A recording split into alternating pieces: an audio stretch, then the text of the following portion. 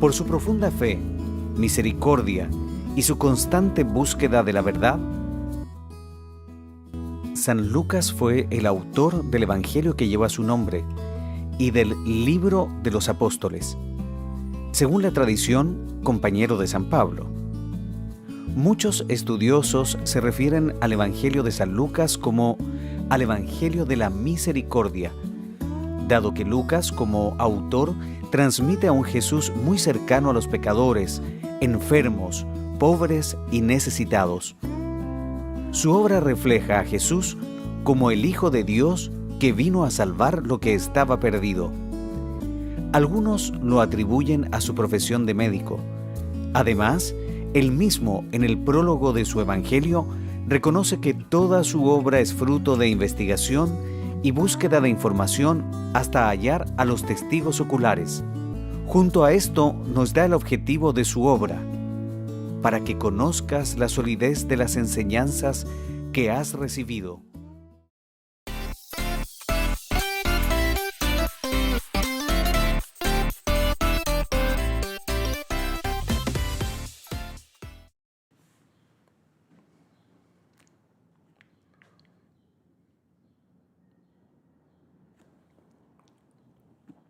Continuamos con nuestra serie de enseñanza Conociendo a Jesús, basado en el Evangelio de Lucas. Nuestro tema de hoy es el Hijo del Hombre. Esta es una frase mencionada por Jesús, pero muy pocas personas saben la realidad de esta frase. Jesús, como el Hijo del Hombre, tiene autoridad para perdonar pecados. Sufrió para redimir y también volverá de una manera gloriosa para reinar por toda la eternidad. Acompáñame a orar. Señor, muchas gracias, Padre, por el privilegio que nos das de poder conectarnos a esta enseñanza. Gracias por tu palabra. Gracias porque aprendemos tanto de nuestro Señor Jesucristo. Señor, ponemos en tus manos todas las necesidades que como iglesia tenemos, Señor, necesidades espirituales, físicas, salud. Rogamos, Señor, que usted con su poder nos ayude en los momentos de necesidad, pero también, Señor, le pedimos que hoy podamos crecer hacia usted, crecer espiritualmente y ayudar a tantas personas que necesitan conocerlo a usted. Tome control de este mensaje en el nombre de Jesús. Amén. Bueno, continuamos con lo que es el tema, el Hijo del Hombre. Tendremos algunas palabras de introducción. El título Hijo del Hombre es uno de los más usados por Jesús para referirse a sí mismo. No es solo una expresión de humanidad, sino un título mesiánico profundo. Eso está en Daniel 7 del 13 al 14. Este título revela tres dimensiones: su autoridad divina en la tierra, su misión de sufrimiento, su regreso en gloria. Muchos quieren un Jesús que solo bendiga, pero el verdadero Hijo del Hombre perdona, confronta y reinará. Es importante que pongamos atención a esta introducción que hace referencia al libro de Daniel, capítulo 7, versículo 13 al 14. Leeré esa escritura en una versión que es Dios habla hoy y dice lo siguiente: yo seguía viendo estas visiones en la noche, de pronto vi que venía entre las nubes alguien parecido a un hijo de hombre, el cual fue a donde estaba el anciano y le hicieron acercarse a él. Y le fue dado el poder, la gloria y el reino. Y gente de todas las naciones y lenguas le servían. Su poder será siempre el mismo y su reino jamás será destruido. Aquí vemos en el versículo 13 que Daniel dice que vio entre las nubes a alguien como un hijo de hombre. En la Nueva Versión Internacional, también voy a leerla, dice: en esa visión nocturna ve que alguien con aspecto humano venía entre las nubes del cielo. Se acercó al venerable anciano y fue llevado a su presencia. Y se le dio autoridad, poder y majestad. Todos los pueblos, naciones y lenguas lo adoraron. Su dominio es un dominio eterno que no pasará y su reino jamás será destruido. Cuando leo esta versión se aclara lo que significa hijo de hombre, que dice Dios habla hoy. Dice que vi entre las nubes a alguien parecido a un hijo de hombre. ¿Qué es lo que nos está tratando de decir Daniel? Aquí lo aclara esta versión internacional, en donde dice que vio entre las nubes a alguien con aspecto humano.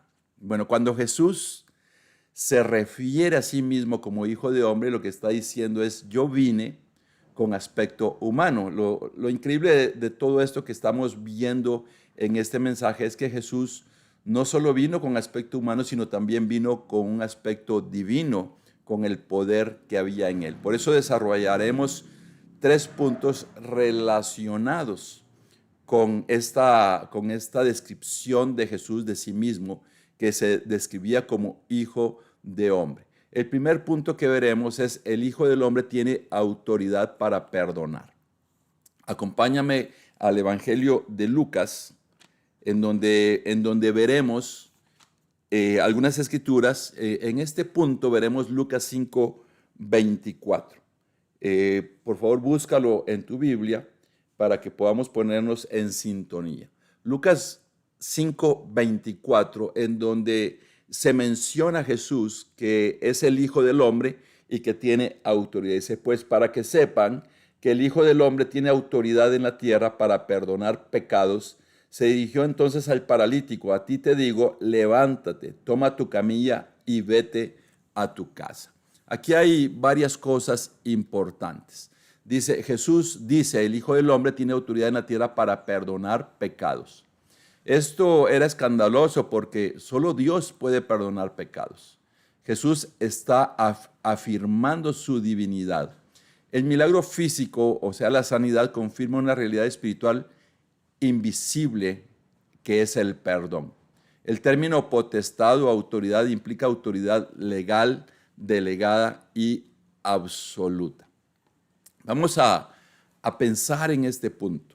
Jesús dice varias cosas. Recordemos el contexto de esta escritura. Es cuando 4 personas bajan a un paralítico desde el techo, lo presentan delante de Jesús y ellos están buscando que Jesús le pueda dar sanidad. Ellos sabían del poder de Jesús, de poder sanar a las personas. Cuando alguien está enfermo, ¿a quién busca? Busca a un médico, busca que el médico le recete medicamento, va a la farmacia, compra el medicamento, lo aplica y viene la sanidad. En ese entonces era difícil encontrar un médico, era difícil encontrar medicamentos. Entonces la gente se da cuenta que Jesús tiene poder para sanar enfermos y llevan al paralítico.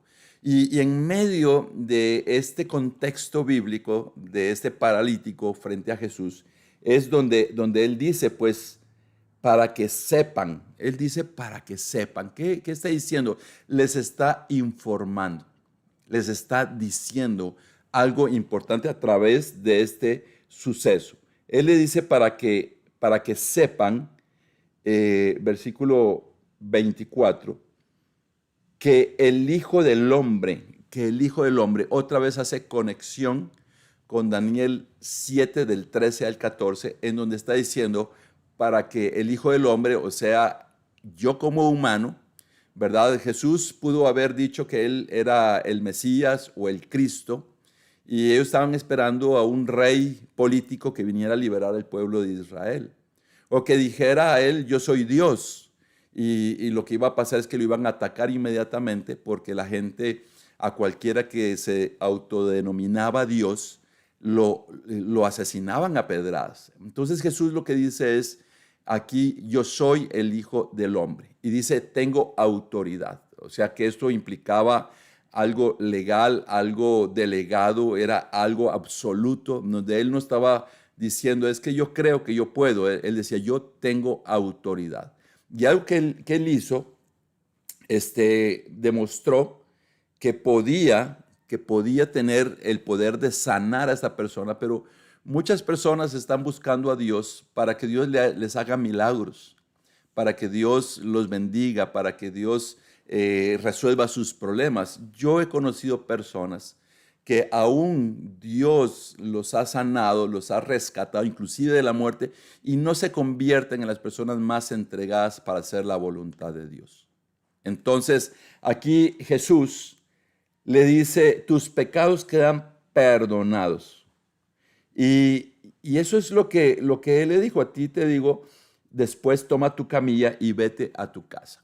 Aquí había un poder visible, que era el poder levantar a este hombre de la parálisis que tenía, pero había un poder invisible que normalmente no se ve, que es el poder de perdonar pecados. Muchas personas están interesados únicamente en el día de hoy, en la solución de mis problemas, en las bendiciones que vienen de Dios, pero no están interesados en entender que a Dios le interesa principalmente la sanación espiritual de las personas, el poder recibir perdón de pecados. Y eso fue lo que Jesús hizo.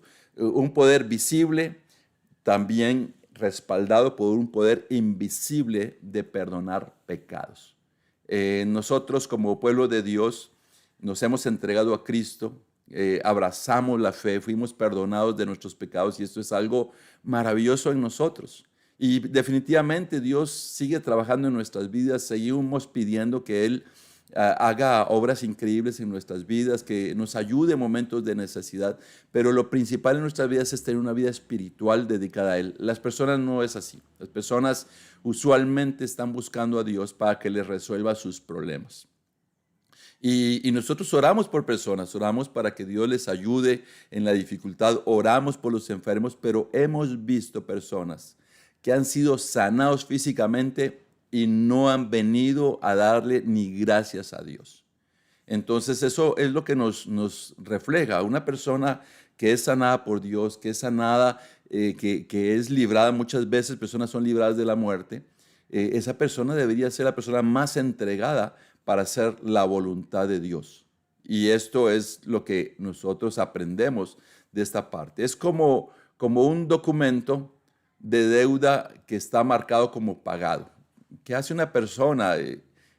Agradecer, cambiar su manera de vivir o volverse a endeudar. El mayor milagro no es caminar en ser perdonado, sino es ser perdonado.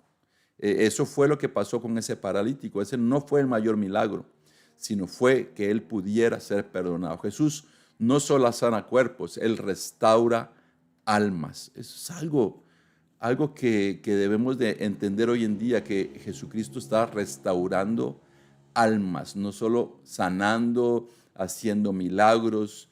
Debemos de recordar que hemos experimentado el perdón de Jesús.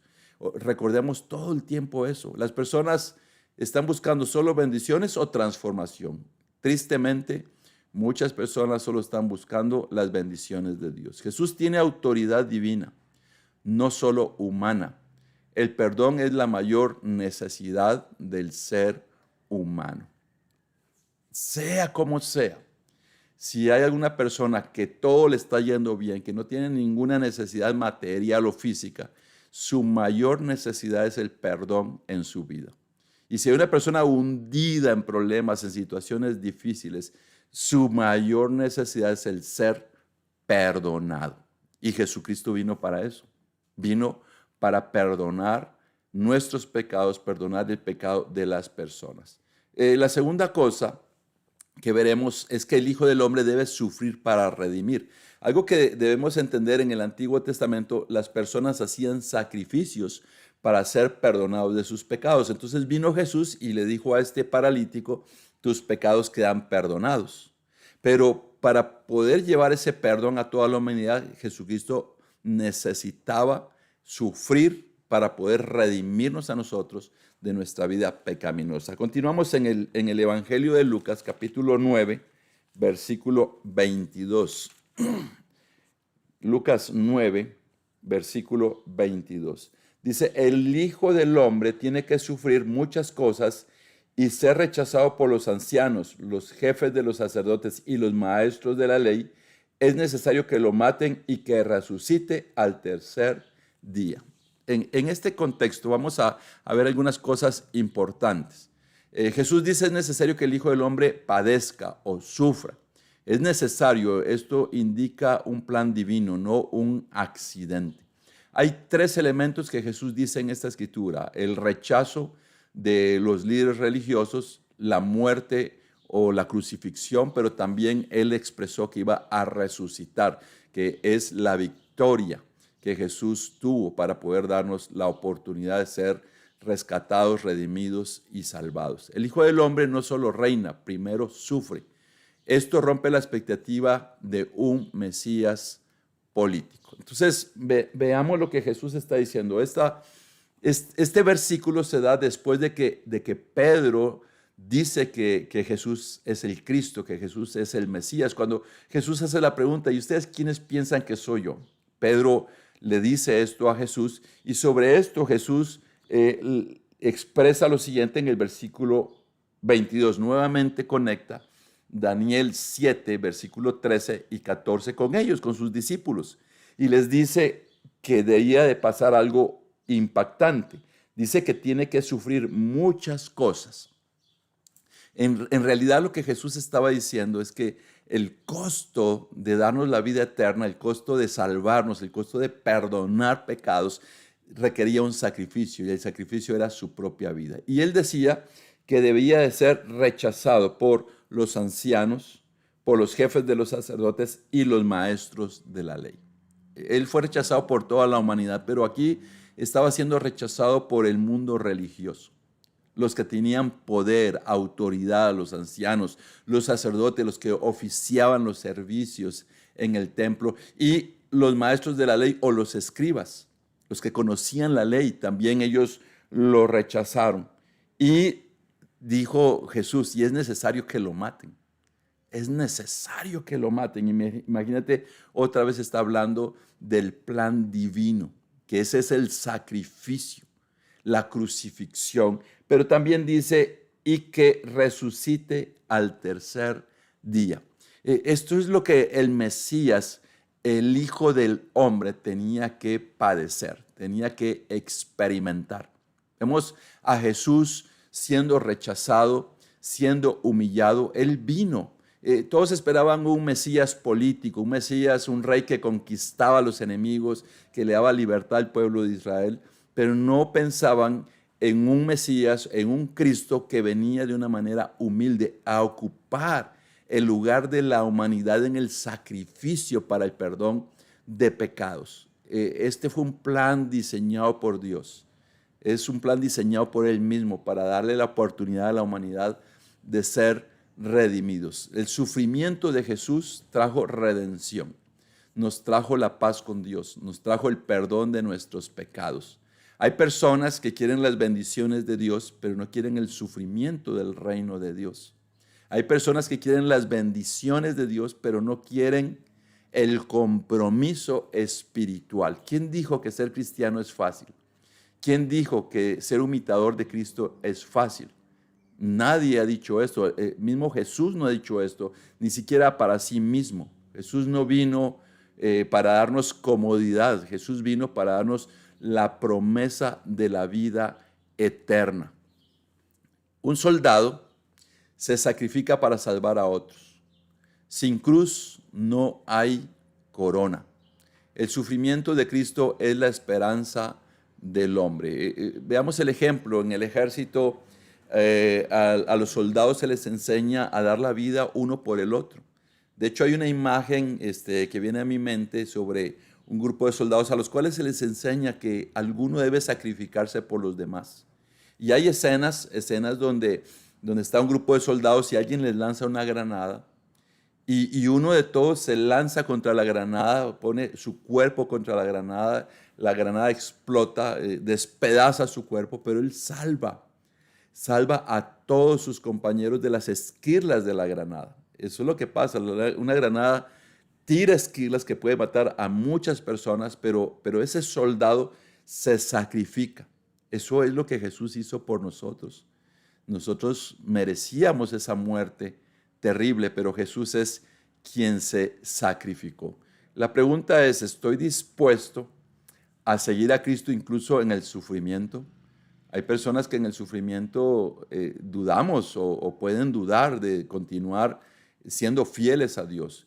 ¿Entiendo el valor de la cruz en mi vida? Es una pregunta que debemos de hacernos y hacerle a las personas que quieren acercarse a Cristo. El sufrimiento de Cristo fue necesario para nuestra salvación. Seguir a Jesús implica entrega, no comodidad. Muchas personas hoy están buscando una vida cómoda, no una vida de entrega. Como cristianos vamos a pasar tiempos difíciles. El poder y la gloria y la honra la tiene Dios. Y aunque pasemos tiempos difíciles, aunque suframos, aunque seamos atacados, rechazados, un día vendrá Jesús, ya no como alguien a sufrir humillación y muerte, sino vendrá a reinar y vendrá como juez. El Hijo del Hombre vendrá en gloria. Ese es el punto número 3. Para lo cual te pido que vayamos a Lucas 21, versículo 27. Lucas 21, 27. Dice esta escritura: entonces verán al Hijo del Hombre venir en una nube con poder y gran gloria. Entonces verán al Hijo del Hombre venir con poder y gran gloria. Otra vez está haciendo referencia a Daniel capítulo 7, versículo 13 al 14. Aquí hay varios elementos claves. Visible, todo el mundo lo verá. ¿Cómo vendrá? Con poder, con autoridad suprema. ¿Qué es lo que sucederá? Que se manifestará su gloria, una manifestación divina. No será como la primera venida, humilde, sino gloriosa y definitiva. Esto implica 3 cosas. 1, juicio. 2, reino eterno. Y 3, restauración total. Mira, esto es lo que Jesús dice, que será algo que se verá. Cuando Jesús vino la primera vez, no muchos se dieron cuenta, no muchos lo vieron, pero en la segunda venida, Él vendrá entre las nubes, manifestación divina, manifestación del poder de Dios. O sea que la tierra se sacudirá. Esto es algo impresionante, es el fin de los tiempos, es algo escatológico, algo donde las personas... si a veces se ve un meteorito que surca el cielo o se ve algo extraño y las personas toman videos y se extrañan, pero cuando Jesús venga, toda la tierra será sacudida porque dice que todos lo verán. Y Jesús vendrá con un gran poder. Vendrá ya no como alguien a redimir, sino vendrá a juzgar. Ahora mismo Jesús está perdonando pecados, ahora mismo Jesús está sanando, ahora mismo Jesús está transformando personas. Pero cuando Él venga, vendrá como juez. Vendrá para que cada quien rinda cuentas. Los que se burlan, los que hoy blasfeman, se mofan de Dios, se mofan de su pueblo, se mofan de nosotros como cristianos, se burlan de la injusticia. Hay personas que pecan, que hacen daño, que tienen maldad, que viven en maldad y piensan, no me pasa nada. En ese momento rendirán cuentas y ya no habrá nada que hacer. El momento para hacer algo espiritualmente es ahora, no cuando Jesús venga. Por eso nosotros debemos de mantenernos firmes, fieles, confiando en Dios, porque vendrá, dice ahí, verán al Hijo del Hombre, se verá una figura humana, pero con el poder divino. Eso es lo que nos está diciendo nuestro Señor Jesucristo. Varias cosas nos hace pensar y reflexionar en esto. Es como un rey que regresa a reclamar su reino. El mismo Jesús que vino en humildad volverá en gloria. Hoy es Salvador, mañana será juez. Bueno, pensemos en esto. Por eso invitamos a las personas a llegar a la iglesia, a estudiar la Biblia, a acercarse a Dios, a arrepentirse de sus pecados, porque hoy Jesús es el Salvador del mundo. Hoy es quien ofrece el perdón. Así como ese hombre paralítico en la camilla recibió el perdón de sus pecados, hoy muchas personas, posiblemente por un sufrimiento, una decepción, una angustia, un dolor, o alguien sencillamente porque llegó por curiosidad, tal vez no tenía ninguna necesidad, dijo, voy a ver de qué se trata esto de escuchar un mensaje, y esa persona encontró el perdón de sus pecados, porque mañana vendrá a juzgar, mañana vendrá a pedir cuentas. Es como lo que decía el ejemplo, es como un rey que regresa a reclamar su reino. Y Jesús volverá y vendrá por su pueblo, vendrá en gloria, se manifestará de una manera impresionante. Habrá, dice la Biblia, crujir, rechinar de dientes. Eso es lo que la Biblia nos está dando. ¿Las personas están viviendo preparados para el regreso de Jesús? La vida de las personas refleja urgencia espiritual. Jesús regresará con poder y autoridad. La eternidad depende de nuestra respuesta hoy. Aquí hay varias cosas que es importante entender. Las personas no están viviendo preparadas para el regreso de Jesús. Están viviendo su propia vida, están siguiendo su rumbo, están viviendo una vida alejada de obedecer la palabra de Dios. Están siguiendo sus propios intereses. Las personas no viven con urgencia espiritual. Personas llevan una vida tranquila. Es más, muchos están muriendo en el camino. Y la eternidad depende de cómo nosotros vivamos hoy, pero también depende para las personas de su respuesta de hoy al Evangelio, su deseo de nacer de nuevo, de poder entregar sus vidas a Cristo. El Hijo del Hombre tiene autoridad para perdonar pecados. Él sufrió para salvar a la humanidad, pero volverá para reinar. Este no es solo un título, es una realidad eterna.